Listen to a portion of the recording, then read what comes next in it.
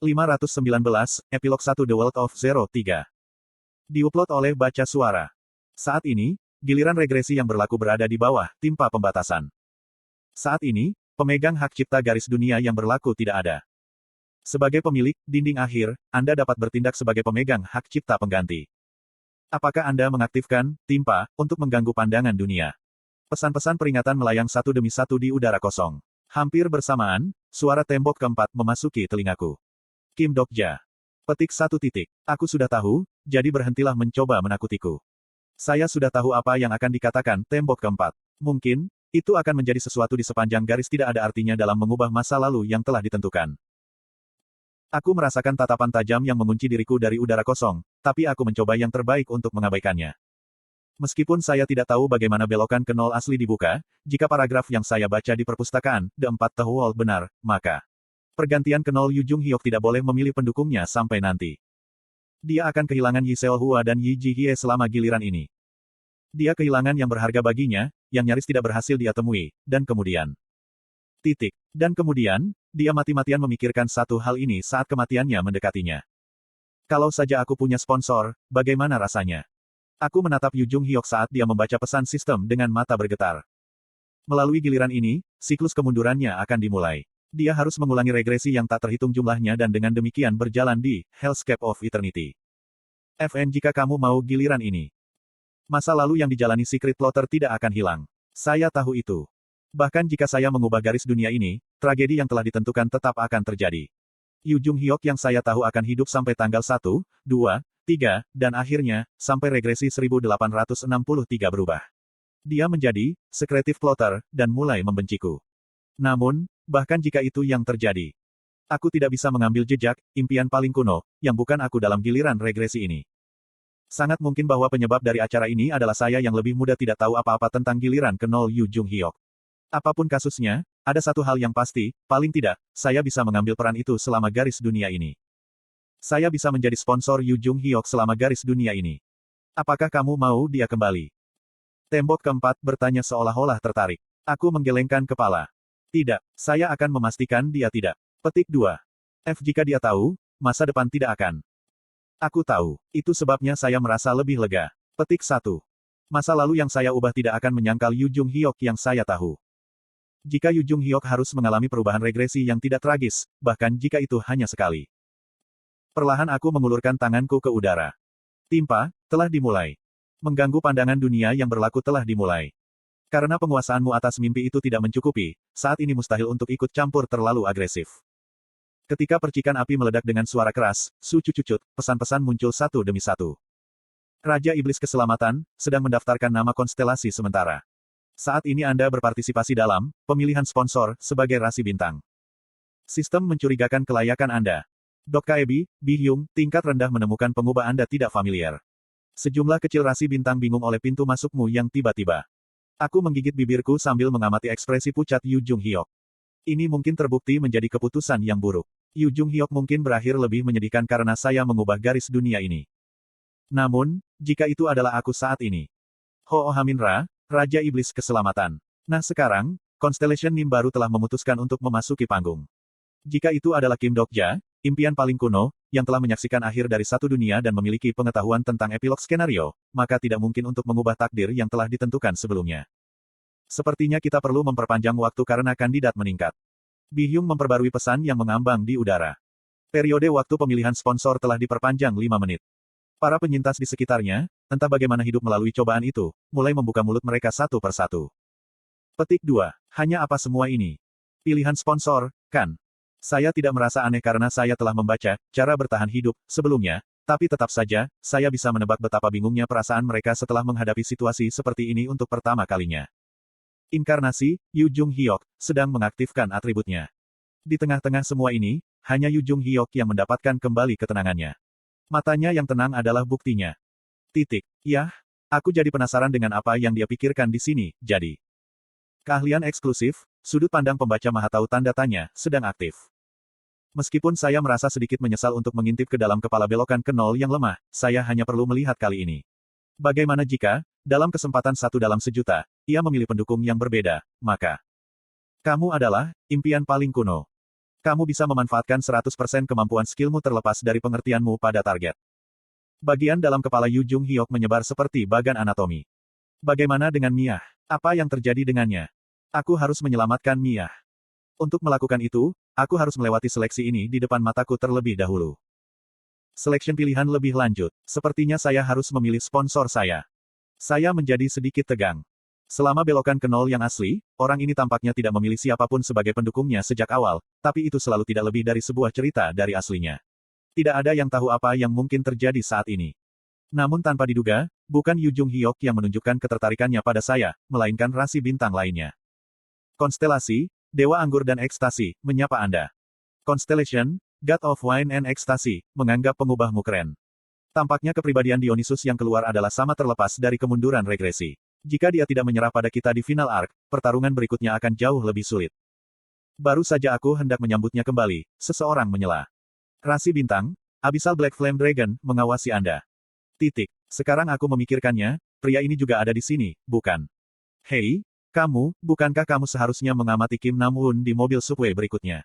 Berapa banyak jembatan yang ingin Anda tumpangi di sini?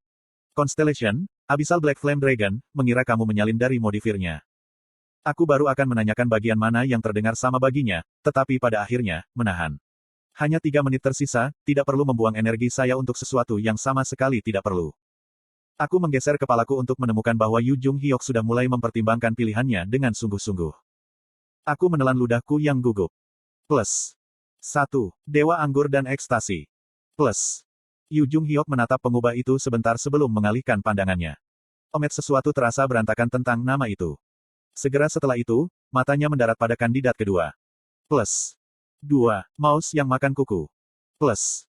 Saya menjadi gugup ketika dia menatap modifir itu untuk waktu yang cukup lama. Bangun, Yu Jung Hyuk. Anda akan lebih baik memilih Abyssal Black Flame Dragon daripada ini. Kedengarannya lemah. Aku nyaris tidak bisa bernapas lega. Sial, Bung. Berhentilah membuat orang gugup. Yu Jung Hyuk kemudian menatap kandidat ketiga sesudahnya. Plus. 3. Abyssal Black Flame Dragon. Plus. Meski jelas, Yu Jung Hyuk tidak akan pernah memilih opsi ketiga. Dia mungkin tampak mabuk kehebatannya di luar, tapi sebenarnya, dia bukan penggemar kata-kata mencolok dan terdengar besar. Itu sebabnya. Itu nama yang terdengar cukup kuat. Titik. Wah, tunggu. Itu mungkin sponsor yang kuat yang tak terduga. Memang benar dia kuat, tapi, pria itu, dia membuat inkarnasinya melafalkan mantra pemanggilan yang aneh, kau tahu. Hei, Jung Hyuk tolong buka mata Anda dengan benar dan perhatikan lebih dekat. Satu-satunya yang dapat menangani orang ini adalah Kim Nam-woon atau Han Soo-young, hanya itu. Rasi bintang, Abyssal Black Flame Dragon, membual ke arahmu. 1 menit tersisa sampai akhir pemilihan sponsor.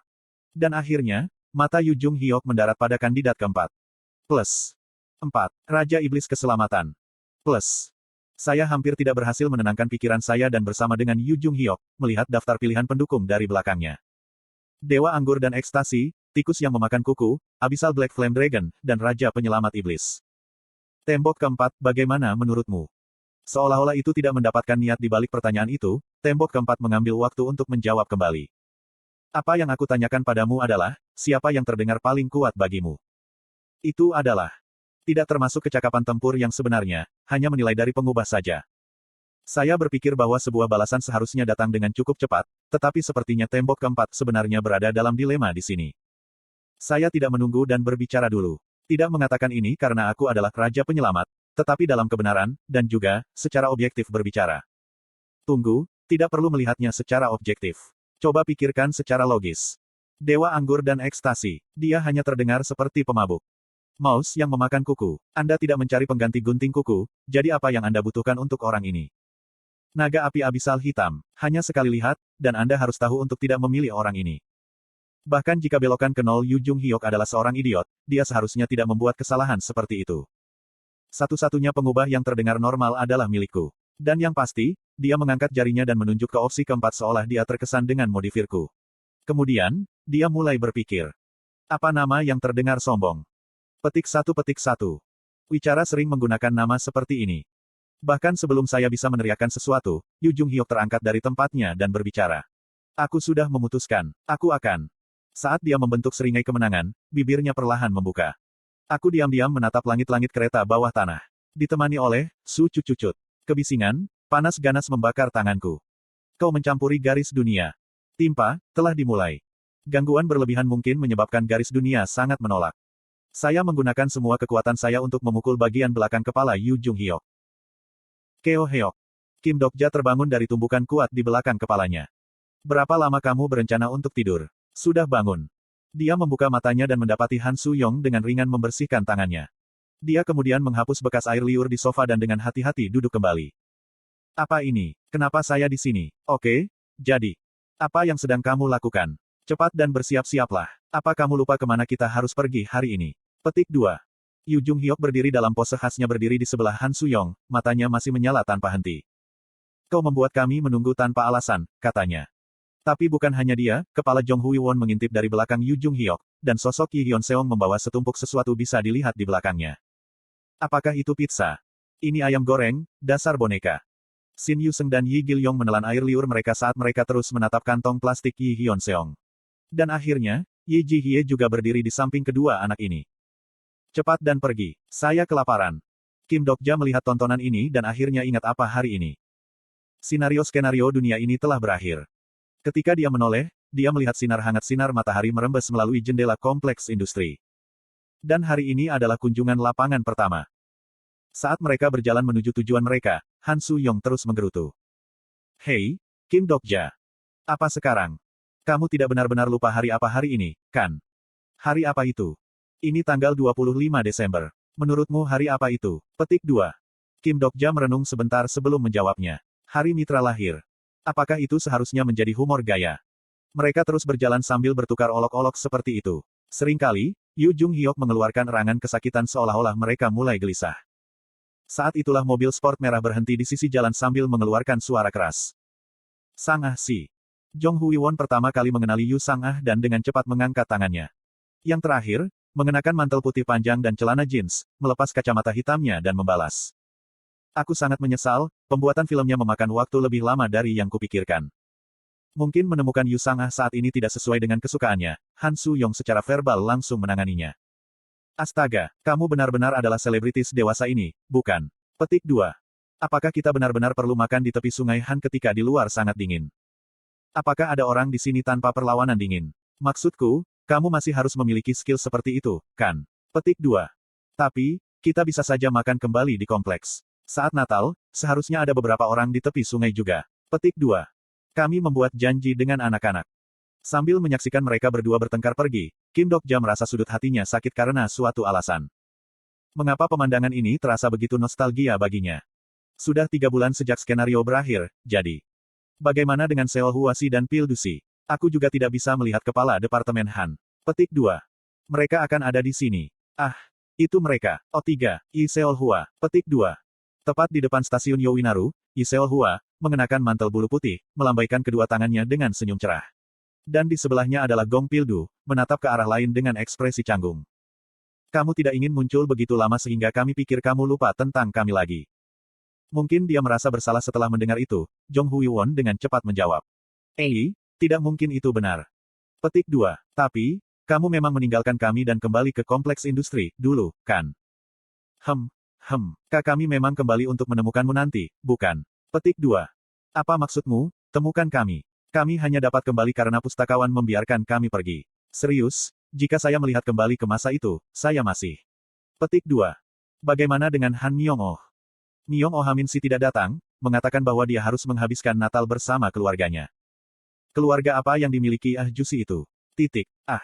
Para sahabat terus berjalan maju di bawah atmosfer yang riuh dan meriah. Yi Gil-yong dan Shin Yu-seung menempel di masing-masing lengan Kim Dokja dan menggeram satu sama lain. Hei kau, berhentilah menariknya ke sisimu. Petik 2. Kamu juga.